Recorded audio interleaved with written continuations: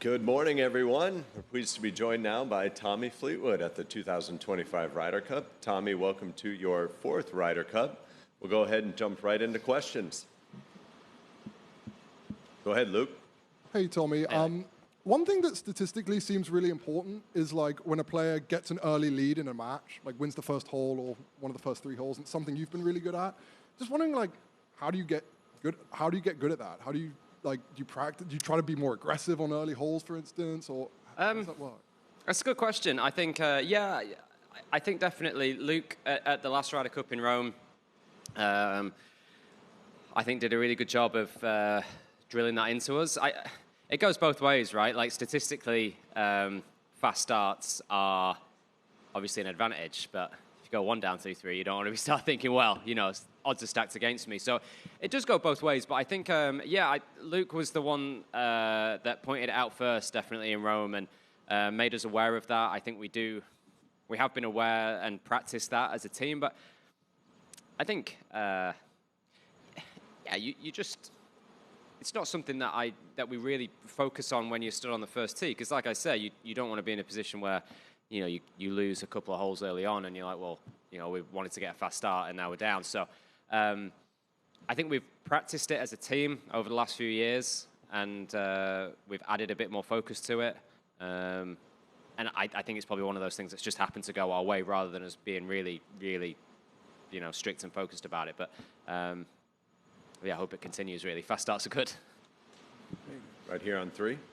Tommy, there are concerns among some quarters this week that the crowd could go from rowdy, maybe even to hostile. How comfortable do you think the families of the European team feel about coming onto the course, and are they planning to follow you around as usual? Well, I think, first and foremost, I think for us this week it's an away crowd, but I do say that the home crowd are a big part of what makes the Ryder Cup so special and so unique to us. We don't, as individuals, you obviously don't get to play in front of a home or team atmosphere, if you like. It's always kind of crowd supporting the individuals. But I think that energy, that passion, and that home team environment is something that plays such a big part in the Ryder Cup. And I think you have to embrace that, enjoy it, and look forward to it, even when you're the away team. So kind of looking forward to that. And I think we've all discussed as a team and who feels comfortable, how the family would feel comfortable, what they want to do. I don't necessarily think that's part of the away crowd is like a reason for that either. It's just, you know, do they want to be out there and support? Do they want to spend the whole 18 holes? Do they want to follow someone else? It's not just when the families are here. It's not just the families aren't just here for you. We're all part of Team Europe, and whatever that involves in whoever that involves supporting out there, that could be very, very different. So I think it's something that we've all discussed, and it's one of those things. You know, it'll be very fluid throughout the week, but I'm sure it's all going to be great. Up to 13. Hi, Tommy. You've got a great record in this event. What is it that makes a great partnership in Ryder Cup? Is it more to do with the golf, more to do with personalities gelling? And if you're playing with Rory this week, in terms of we're talking about hostility, he always seems to be maybe the public target number 1, I guess. Are you okay with dealing with that? Yeah, good partnerships. I think the last few years, statistics have played a big role in that. I think the game has gone more in that direction, and I think there's definitely statistically partnerships that can suit each other very, very well. Of course, you need to have, especially in foursomes, you need to have some kind of like emotional connection, if you like. You need to be close and get on, but that has never been anything that we've needed to worry about in Team Europe, that's for sure. I think we've always been very blessed and very lucky with how close our team is and how close our team becomes. Like individually, it's a good partnership. Like get a good partner, that always helps. That's a good way of having a good partnership. But as a Rory, I think whoever gets to play with Rory this week, like what a privilege, what an amazing thing to be able to do, and to stand next to him on the golf course and play alongside him. He's one of, if not the greatest player of our generation. Like the energy that I think he has, that he brings to your team, that he brings to the Ryder Cup, I think is amazing. I think it's great. And, if I'm one of them that gets the chance to play against him, I will love that opportunity, and I'll be there to, whatever energy he decides to bring, I'll be there to support him and be a good part of him. Over to 14. Hey, Tommy, how much did what happened at Whistling Straits play into your preparation and motivation for Rome? And do you believe the U.S. might have a little chip on their shoulders because of what happened in Rome? Yeah, I think absolutely. When you've lost a Ryder Cup, for us, 100% at Whistling Straits, we took there's no other way of putting it, we took a hammering. We didn't.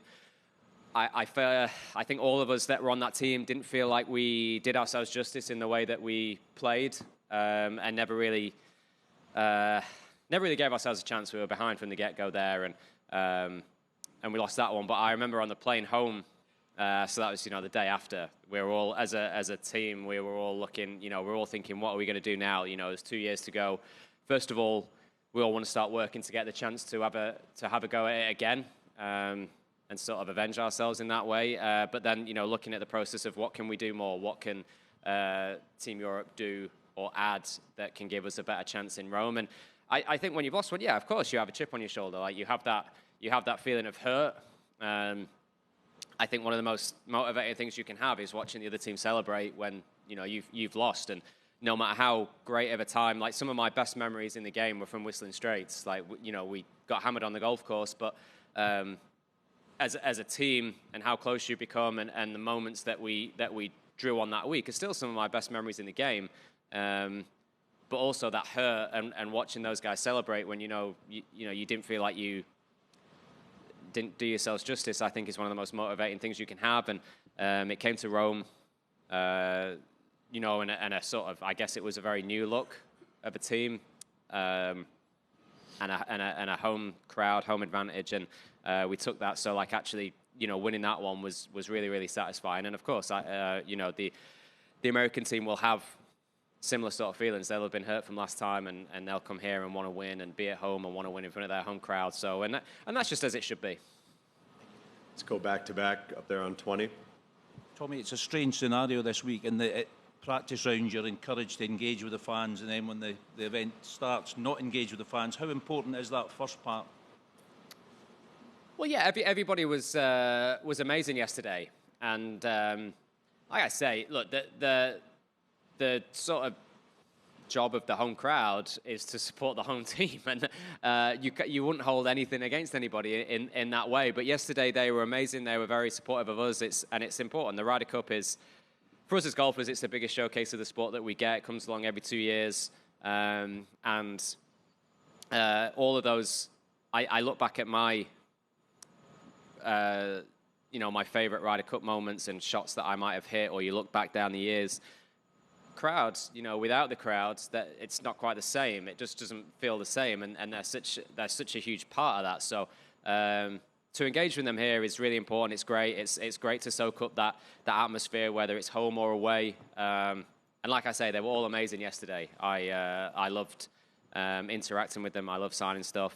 Seeing the kids and all of that. I thought that was great. And yeah, it's different when it's go time. Like when it's time to play. I think that's like every other tournament, except this one's hyped up. When it's time to play, I've always felt like I really just want to focus on my game, focus on each shot, try and get into my bubble as much as possible, especially when I'm coming in to play my shots. And that's kind of no different in the Ryder Cup, except it's just an extreme atmosphere. It's the most extreme atmosphere that we get. But crowd is such a huge part of the Ryder Cup.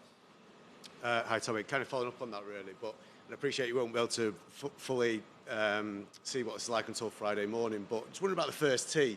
Does it kind of feel daunting and intimidating by looking at the setup there with the stand? I mean, it's not quite the horseshoe, is it? I don't think of Rome and Whistling Straits. No, I mean it's pretty big, and the way it's set up, it's a little bit further back than what we've had over the last few years. But still, still the first tee at a Ryder Cup, and it's still, and we'll still come away from this week with stories of first tee nerves and things like that, and something that you got to embrace. And yeah, the noise for sure. I think from the grandstand that goes around the back to the lining of the fairway on the first, I think it's a really, really cool scene. And yeah, like, nothing sort of, no matter what you do, nothing prepares you for a Friday morning on the first tee of the Ryder Cup. Let's do two more. Let's go Doug and then over to Mike too, please. Tommy, can you speak a little bit to the old man on the team, Justin Rose, and in the context of this is your fourth team and how different each one has been and how similar they are? Yeah, so I think I'll probably answer on the teams first, but I remember making my first team in Paris, and I think when you look back, there was a few of us. I think me, John Tyrrell, Alex Noren, the guys that are here this week, that was our debut in the Ryder Cup, and we definitely came into a team that was full of, I would say, this era's like Team Europe's Ryder Cup legends. So that was very cool. And you look back and you look at that one, and then as you've seen like Europe take a transition over the last 2 or 3 years into what the team has now become, and that always happens. Like it just things transition, and now we've got this group of players. But that was, I think, Paris and Whistling Straits was very much those guys that had been stalwarts of Team Europe for a long time, that have had so much success, that had so much experience. Being part of those teams was amazing, and you had those natural leaders in the room. And then to Rome and this one, I guess it's kind of a little bit changing of the guard in terms of experience, but I think the team now is more. I think everybody's a bit more on a level playing field, and you have your guys that are, Rory. I mean, as if he's playing an 8th Ryder Cup. I mean, it's unbelievable. And then there's Justin, and I think you look at those personalities, and Justin's always been someone I've been close to and looked up to in the way he conducts himself and the way he goes about his game. He's very much a leadership by example person. He doesn't need to raise his voice or speak loudly or be that motivating force in terms of that. He's there. He has plenty of words of wisdom, and he leads by example in how he prepares himself and how he conducts himself on the golf course. And I feel lucky that I've been able to spend so much time with him and learn so much from being around him in terms of how he does things. And he isn't going anywhere anytime soon, I don't think. Who's the noisiest guy on your team? Noisiest? Well, there's a few of them. I'll probably give Rory that mantelpiece. Go ahead. Hi, Tommy. Good morning. Over here. Sorry. I guess that golf can sometimes be quite a lonely sport, so I wanted to ask you about the level of comfort that you get this week as a player from knowing that really no matter what happens, you're going to have 11 others standing by you as a team, and what that changes in your approach to the whole game. Yeah, I think being part of a team is really beautiful. It's something that we don't get to do week in, week out, and especially something like this where there's so much, there's so much history about the Ryder Cup, and I think being part of Team Europe, I've always been made so aware of the legacy that is Team Europe. We're sort of carrying that right now, but there's a time when we won't be playing, and there'll be plenty others that come after us. There's plenty that have been before us.